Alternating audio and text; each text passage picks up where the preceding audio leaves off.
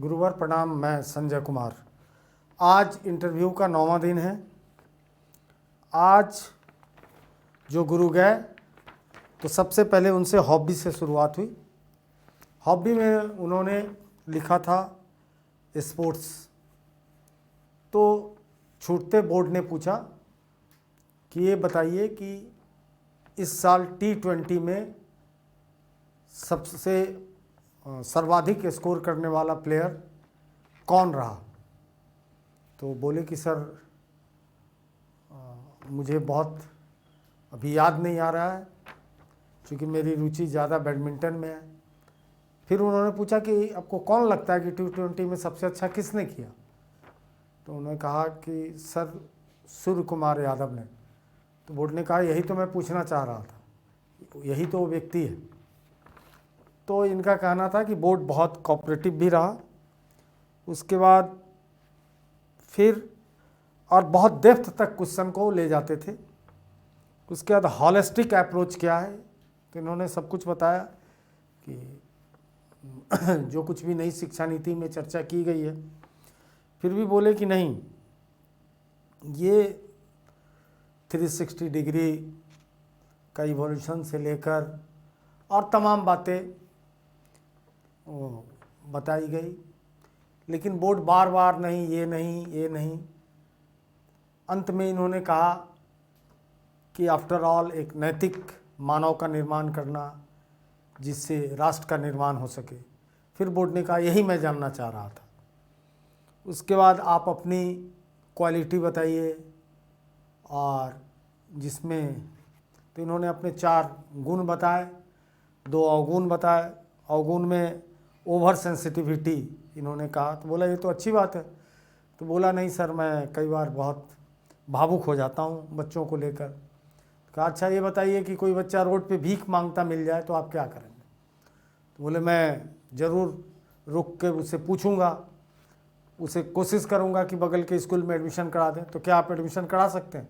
बोला बिल्कुल सर, सालों भर, ये तो रूल में है, कभी भी मैं उसे जाकर एडमिशन करा दूंगा।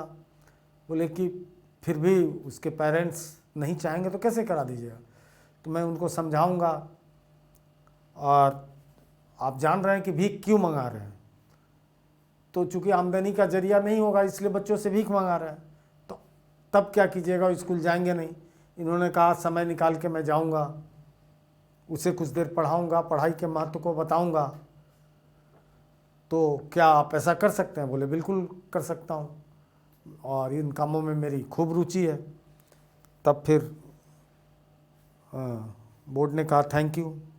उसके बाद आप ये बताइए कि बच्चों की अवस्थाएं क्या है। तो इन्होंने जीन पियाजे की बात की। तो उन्होंने कहा नहीं, हम कॉग्निटिव डेवलपमेंट की बात नहीं करते। फिर इन्होंने साइकोलॉजिकली चीज़ों को बताई। फिर एडोलसेंस की परिभाषा वो पूछने लगे कि क्या समझते हैं एडोलसेंस के बारे में आप। फिर क्या क्या चेंजेस होते हैं एडोलसेंस में आके, टीनेज में। तो शारीरिक से लेकर मानसिक चेंज, सब पर इन्होंने फोकस किया। इनका क्वालिफिकेशन था pol science, PGT pol science है, और एमएड है, एमफिल भी है। तो इनसे एमएड से एक क्वेश्चन पूछा, सब्जेक्ट से कुछ नहीं पूछा। और एमएड से पूछा एनसीटी का फुल फॉर्म क्या है, National Council of Teacher Education का, National Council for Teacher Education. फिर थोड़ा ये घबराए थे, शायद National Council of Teacher Education बोले थे। फिर बोला ऑफ की फॉर। तो फिर इन्होंने समझ गए, फिर फॉर बोले। तो बोले चलिए अच्छी बात है, इसको ये क्या कंट्रोल करती है, इसके पूरे फंक्शंस को बताइए। तो इन्होंने बताया। उसके बाद एक जगह इनको बोर्ड ने बहुत परेशानी इनको महसूस हुई, बोर्ड तो बहुत कोर्डियल था, कि मेंटरिंग ऑफ टीचर का क्या मतलब है, आप कैसे करते हैं मेंटरिंग ऑफ टीचर। ये तो कोई बात नहीं कि आप टीचर का मेंटरिंग कैसे करेंगे। तो इन्होंने कहा कि भाई एकेडमिक सपोर्ट करते हैं हम, टीचर के क्लासेस को देखते हैं, उनके स्टाइल को देखते हैं, चीज़ों को देखते हैं, तो उसमें हम उनको सजेस्ट करते हैं। तो ये मेंटरिंग नहीं कहलाएगा, कुछ और कहलाएगा। अब ये बोर्ड इसी बात पे अड़ गया, तो ये बोले कि ठीक है सर, मैं इसको सुधार कर लूँगा। तो इस तरह से इनके ऊपर मतलब इनका जो रहा हॉबी पे रहा, और सामान्य सा क्वेश्चन रहा, एनईपी से भी कुछ डायरेक्ट क्वेश्चन नहीं था। लगभग इनका इंटरव्यू 20 मिनट करीब चला। उसके बाद दूसरे गुरु थे, उनसे पूछा गया कि एनईपी में मदर टंग का क्या मतलब है, क्या कहा गया है। इन्होंने बताया कि शिक्षा आप मदर टंग में दे सकते हैं, क्षेत्रीय भाषा में दे सकते हैं, जिसमें चाहें दे सकते हैं। तो एनईपी कहता है कि खासकर 5वीं तक की तो शिक्षा एकदम मदर टंग में ही हो, आगे भी कोई पढ़ना चाहे तो वो सुविधा रहेगी, उससे वो वंचित नहीं रहेगा। उसके बाद इनसे एनईपी पे ही क्वेश्चन पूछा कि इसका मेन ऑब्जेक्टिव क्या है। तो आपसे बेहतर कौन जानता है कि एनईपी का मेन ऑब्जेक्टिव क्या है। उसके बाद मेथड ऑफ टीचिंग क्या आप अपनाते हैं और क्यों अपनाते हैं, इस पे भी बहुत डिटेल क्रॉस क्वेश्चनिंग बहुत होती रही। उसके बाद एक मज़ेदार क्वेश्चन इनसे पूछ लिया कि जेके की वर्तमान स्थिति क्या है, जम्मू एंड कश्मीर की वर्तमान स्थिति क्या है।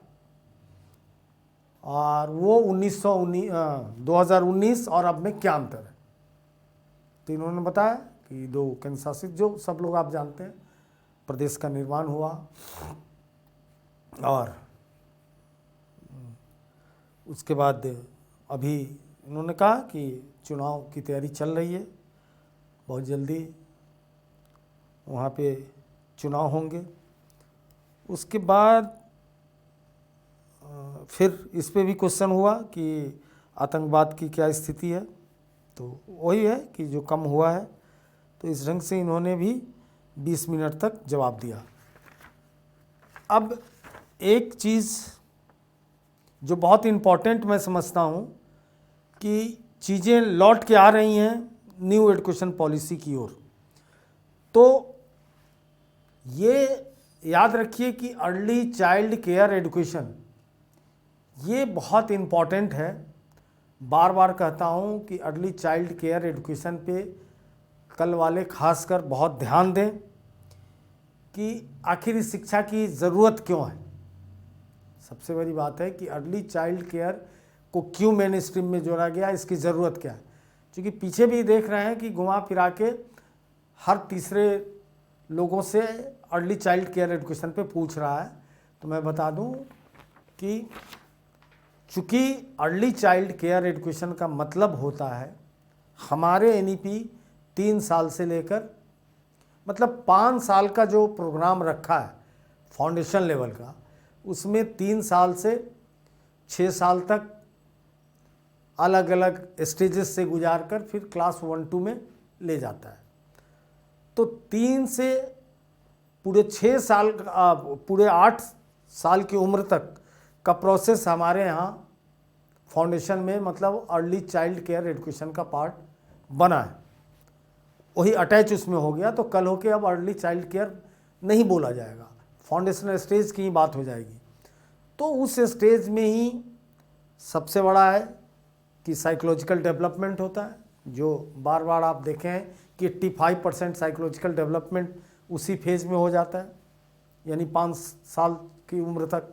तो वो फेज़ अटैच स्कूल से हो गया, यानी बेटर हम साइकोलॉजिकल डेवलपमेंट करेंगे। उससे क्या होगा, सोशियो इमोशनल डेवलपमेंट अच्छा होगा। उसके बाद लर्निंग एटीट्यूड डेवलप होगा।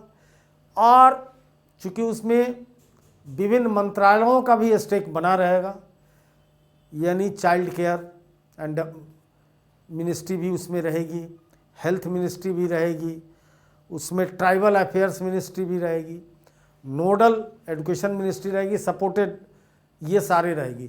तो हेल्थ मिनिस्ट्री के रहने से फूड एंड न्यूट्रिशन और टीकाकरण ये सारी चीज़ों को देखा जाएगा।